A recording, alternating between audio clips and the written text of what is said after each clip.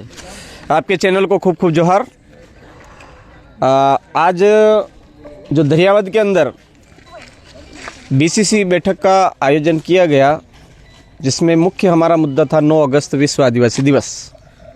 इस 9 अगस्त विश्व आदिवासी दिवस पर हम किन बातों को लेकर के हमारे क्षेत्र और समुदाय के बीच में हमारा जनजागरण जारी रखें, उस बात को लेकर के यहाँ पर बातचीत हुई। यहाँ पर तमाम साथी थे, उन सब का एक ही मुद्दा ज्वलंत निकल कर के सामने आया। वो है आर्टिकल 244(1) की मूल भावना के अनुरूप आरक्षण व्यवस्था सरकारों को अतिशीघ्र लागू करनी चाहिए। ये बात आम जन तक पहुंचाने पर यहाँ पर निर्णय हुआ है। तो सर, कुछ समय पहले अलग अलग जिलों में आरक्षण को लेकर आपने ज्ञापन भी दिया है। बिल्कुल, हमने ज्ञापन दिए हैं, लेकिन जन जन का मुद्दा वो नहीं बन पाया, आम जन का मुद्दा नहीं बन पाया। इसके लिए हमको इसके जो और भी खेल चल रहे हैं वो भी उजागर करने पड़ेंगे। जैसे संविदा कर्मी के नाम पर हमारे इस इलाके के अंदर ऑफिसों में कई सारे कर्मचारियों को नियुक्त किया जा रहा है।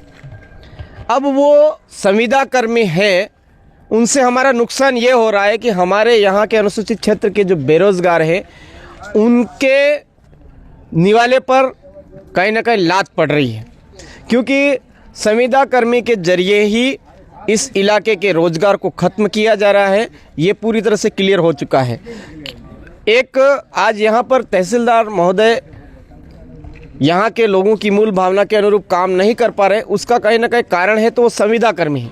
क्योंकि तहसीलदार साहब कोई भी ऐसी बात जो समझ में नहीं आती है तो वो राय लेते हैं, तो संविदा कर्मी से ले रहे हैं, और वो इस इलाके का है ही नहीं। इस इलाके की भावना क्या है वो समझता ही नहीं है, और वो उनको वाहवाही के चक्कर में, उसके प्रमोशन के चक्कर में वो उनको ऐसी राय देता है, जिससे उसका कहीं ना कहीं हमारे शेड्यूल एरिया को नुकसान झेलना पड़ रहा है।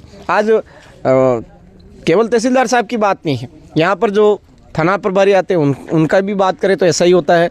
यहाँ पर एसडीएम साहब है तो उनका भी ऐसा ही मामला होता है, और कलेक्टर साहब है, वहाँ पर भी ये इसका दुष्प्रभाव पड़ रहा है। तो हम सीधे सट इस बार आम जन के बीच में ये बात ले जा रहे हैं कि शेड्यूल एरिया के अंदर शेड्यूल एरिया के जो आदिवासी, उनकी बोली, भाषा, संस्कृति, रीति रिवाज, परंपरा को जो जानने वाला हो, उसी को यहाँ पर सर्विस दी जाए, सेवा में लिया जाए। ये बात हम आम जन का एक मुद्दा बनाना चाहते हैं। दूसरी बात, हमारे इस इलाके के अंदर आज प्रतापगढ़ ज़िले में कम से कम 325 लगभग ये पवन चक्कियाँ लगी हुई है, असंवैधानिक रूप से लगी हुई है, गलत तरीके से लगी हुई है, लाखों करोड़ों अरबों रुपए कमा रही है।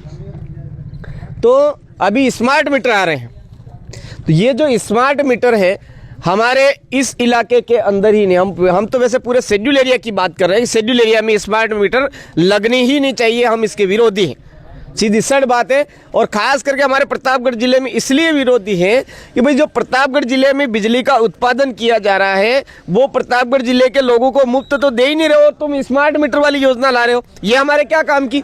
हमारे केरोसिन पहले आता था तो मान लो लाइट नहीं भी हो तो हमारे कम से कम चिमनी जला करके हम उजाला कर लेते थे, लेकिन आज मूलभूत आवश्यकता है बिजली, और उसके ऊपर तुम स्मार्ट मीटर वाली योजना ला रहे हो। ये कहीं ना कहीं हम बर्दाश्त नहीं करेंगे। इस दरियावद के अंदर एक रीको के नाम से आदिवासियों की ज़मीन छीन ली गई है, और उस पर काम जल्द चालू होने वाला है। तो हम पूरे ज़िले भर में वो जो ज़मीन छीनने का जो षड्यंत्र है वो पूरे आम जन को बताएंगे। ये भी आज इस बीसीसी में हमारा तय हुआ है। तो बहुत सारे ऐसे मुद्दे हैं जो हमारे लोगों के साथ में विकास के नाम पर विनाश की नीति तय करते हैं। वो जो साजिशें हैं, षड्यंत्र है, उसको आम जन तक ले जाएंगे। और हमारे विश्व आदिवासी दिवस का जो महत्व है कि हमारी सांस्कृतिक, आर्थिक, सामाजिक सभी तरह की सुरक्षा हो, इसके लिए ही 9 अगस्त विश्व आदिवासी दिवस तय किया गया है।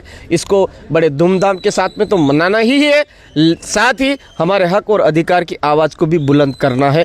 ये आज इस बीसीसी में तय हुआ है। तो सर, जो ये 9 अगस्त विश्व आदिवासी दिवस है, ये प्रोग्राम ब्लॉक स्तर पर रखा जाएगा, जिला स्तर पर? देखो, हमारे पूरे शेड्यूल एरिया की योजना है कि हम जिला स्तर पर कार्यक्रम मनाएंगे, लेकिन एक हमारा आंशिक रूप में ही सही, लेकिन यहाँ पर ब्लॉक स्तर पर भी हमारा मनाने का होता आया है, तो बिल्कुल यहाँ पर ब्लॉक स्तर का भी होगा और जिला स्तर का भी हम मनाएंगे, लेकिन ऑल ओवर हमारा मुख्य रूप से जिला स्तर पर कार्यक्रम मनाया जाएगा। तो सर ये पहले 25-20 साल से पहले क्यों नहीं मनाते थे? 25-20 साल पहले की बात करो आप, तो मैं आपसे कहना चाहूँगा कि ये 1982 के अंदर संयुक्त राष्ट्र संघ की एक बैठक होती है। कब? 1982 में।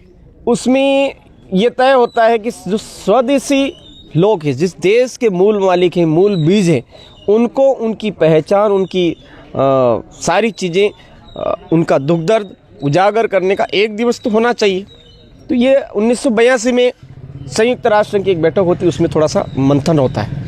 उसके बाद में ये 1992-93 में जब इसको इम्प्लीमेंट में लाते हैं, उसके बाद में ये जो सरकारें हैं ये पूरी तरह से प्रयास करती आई है कि इसका जो मूल बात है, मूल उद्देश्य है, वो आम जन के लोगों तक नहीं जाए। लेकिन वो ज़्यादा दिन तक छुपा नहीं। बुद्धिजीवी आदिवासियों के कुछ लोग थे, उन्होंने वो चीज़ पता चल गई कि यूएनओ द्वारा, हमारा संयुक्त राष्ट्र संघ द्वारा ये 9 अगस्त विश्व आदिवासी दिवस घोषित हो चुका है और हमको मनाने का मौका ही नहीं दिया जा रहा है। आम जन में इसको लेकर के आम जन का मुद्दा बनाया और जिसका परिणाम आप देख रहे हो 2017-18 में से लगातार अब देखो लाखों की संख्या में जिले स्तर पर कार्यक्रम मनाया जा रहा है। जो खुद के स्वयं के खर्चे से निकल करके वो आते हैं, बड़े उत्साह के साथ में आते हैं, चाहे कितने भयंकर से भयंकर बरसात होती फिर भी वो आकर के मनाते हैं और हमारा जो मूल बात है उसको पूरे विश्व के पटल पर लाने का प्रयास करते हैं। धन्यवाद सर। खूब खूब जोहार, धन्यवाद। जय भीम, जय संविधान, जय भारत, आपकी जय।